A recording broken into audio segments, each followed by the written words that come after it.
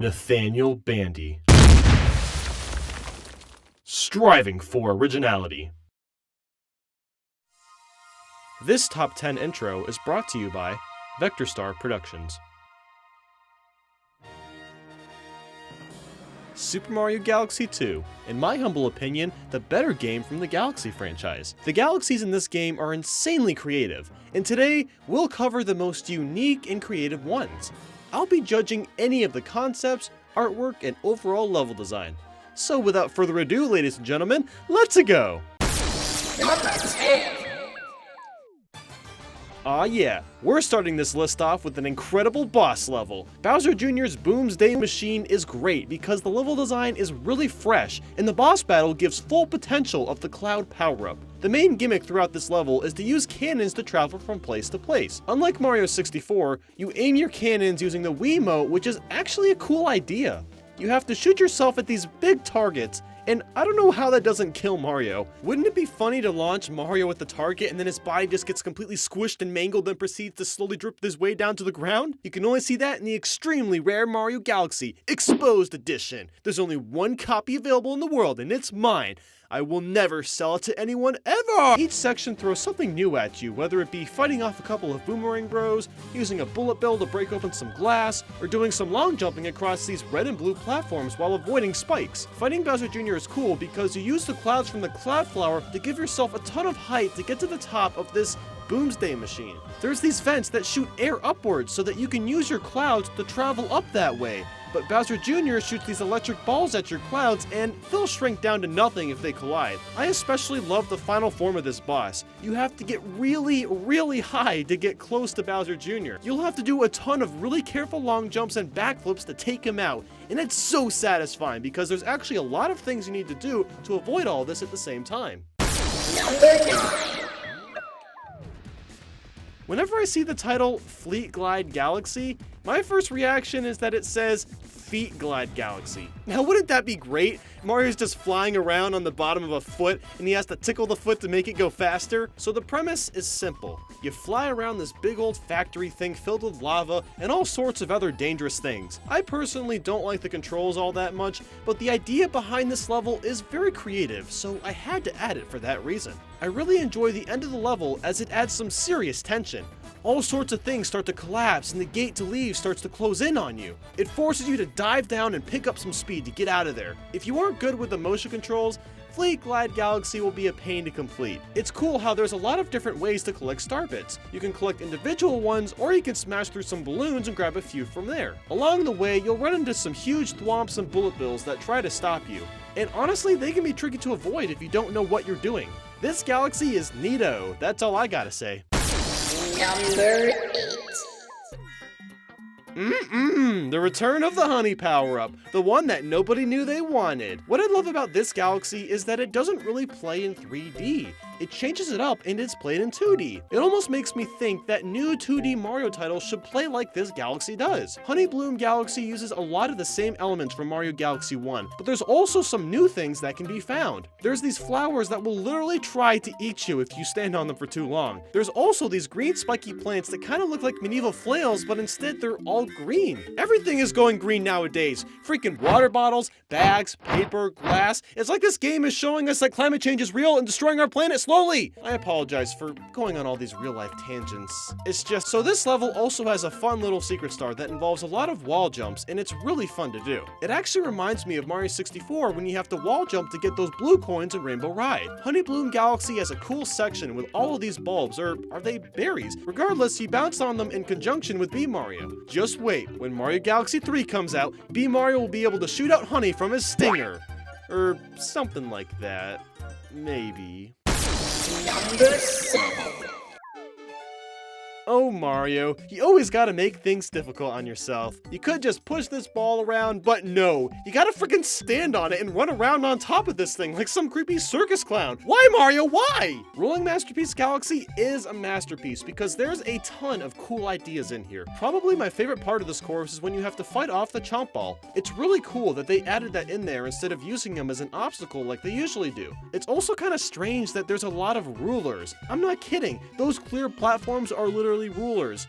What are they trying to measure exactly? The beginning has all these barriers that are actually paintbrushes, and then the end of the stage is a bunch of color palettes. How artsy, Nintendo, shoving this art right down my throat pretty much. You even have to watch out for these chainsaws that are literally cutting apart the level. What's the deal with these chainsaws anyway? What did Mario ever do to them? All the level design is just the right size and difficulty too. Every section you go through is a brand new experience, and it's pretty darn cool. It all feels relaxing yet adventurous at the same time. Number 6. That chilling Mario World remix. You know you're in for a good time when you start playing through Haunty Hall's Galaxy. Now, yeah, this looks like just an ordinary ghost house, but they try things that haven't really been tried before.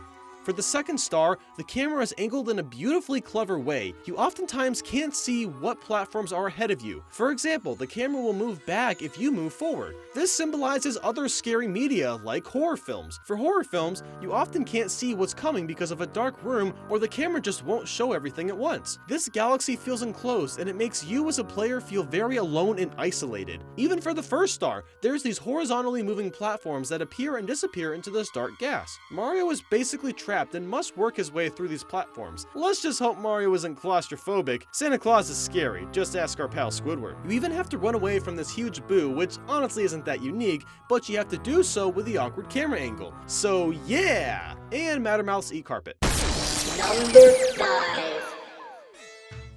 Were you one of those kids that climbed trees a lot? I know I was. I actually fell like 10 feet from a tree one time and I landed right on my booty. It hurt a lot. This galaxy uses Yoshi and his blimp fruit as well as an awesome slide star. Using the blimp fruit to move from place to place works really well as a mechanic, especially the way it's done in this galaxy. There's a section where you have to find the 5 star bits and use the blimp fruit to get to certain places or traverse around certain obstacles to access them. The wonky gravity really makes this star stand out as one of the most fun ones to play through. For me personally, I geek out over the slide level. A remix of the slide music from Mario 64 plays and I just fall in love with this game and its ability to take hold of my nostalgia, give it a nice fresh shower, and make it feel brand spanking new again. The slide level has all sorts of obstacles, such as wigglers that will try to get in your way. You'll be up straight, on the side, and even upside down. That's what makes this so fresh and engaging. You have to constantly rotate around the slide to avoid obstacles. There's also a lot of jumps to clear and even star bit filled balloons to try to hit for an extra challenge. Those wood people in this galaxy are really woody if you ask me, and don't ask what that's supposed to mean because I don't even know. Number 4. You might just flip out playing Flipsville Galaxy. Just saying, you know? The main idea here is simply being able to flip, walking upright or upside down. There's several circular grates you ground pound to switch your gravity around, and there's a lot of interesting ideas which come into play. There's these enemies called pup dozers which can only be destroyed by ground pounding their stomach. You use the grates to launch yourself towards their stomachs and they're destroyed. That's also how the boss Glam Dozer from the first star works, except that she shoots these lava balls at the grates, so you have to very quickly sneak in attacks. The second star is similar to the first one, but you use a spin drill to move around instead. The end of the second star has a really cool section with these 9 rooms that have gravity that constantly switches. You basically have to collect 5 silver stars, but you need to be wary of the gravity constantly switching up on you. It can be really disorienting, but it's satisfying having to plan ahead for which direction you need to get all the silver stars. The overall environment feels similar and real, but it isn't. There's a lot of these really tall houses. I mean, like houses that you would normally live in. It almost makes me feel like I'm breaking into someone's property or something. Is Mario confirmed a robber now? Get to work, game theorist. I'll be awaiting your response.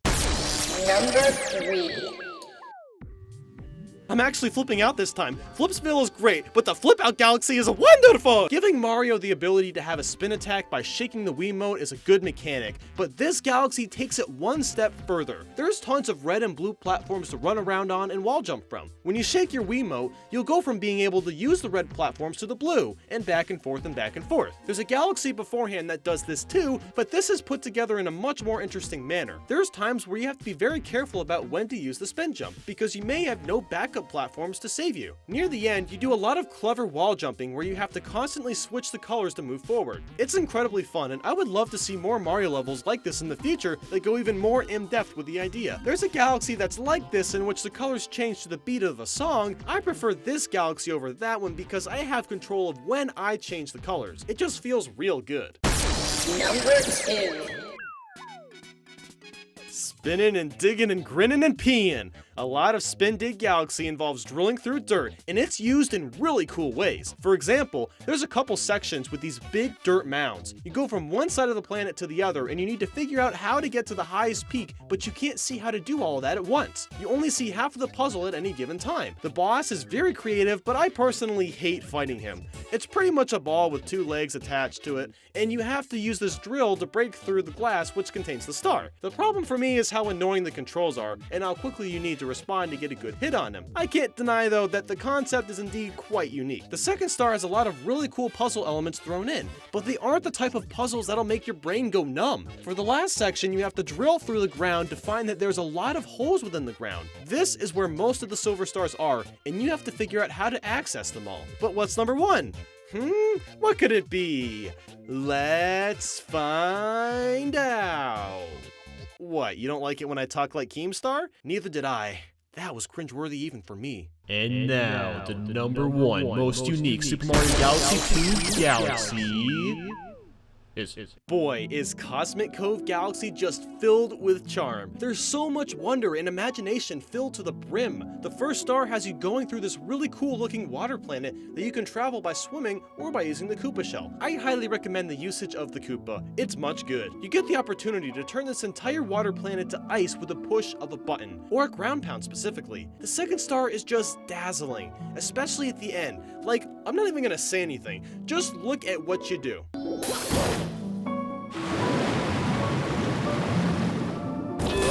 Isn't that so freaking cool? Like or dislike this video if you agree with that statement or not. Leave a comment and tell me, what do you think is the most unique galaxy in Mario Galaxy 2 and why? Don't forget to hop on the bandwagon and follow my Facebook, Twitter, Twitch, and Tumblr. Thank you all so much for watching, and remember that life is 10% of what happens to us and 90% of how we react to it. Man, you're still sitting on the toilet watching YouTube videos? Well, before you get off, watch the top 10 unique Mario Galaxy galaxies and the top 10 hardest Mario Galaxy 2 stars.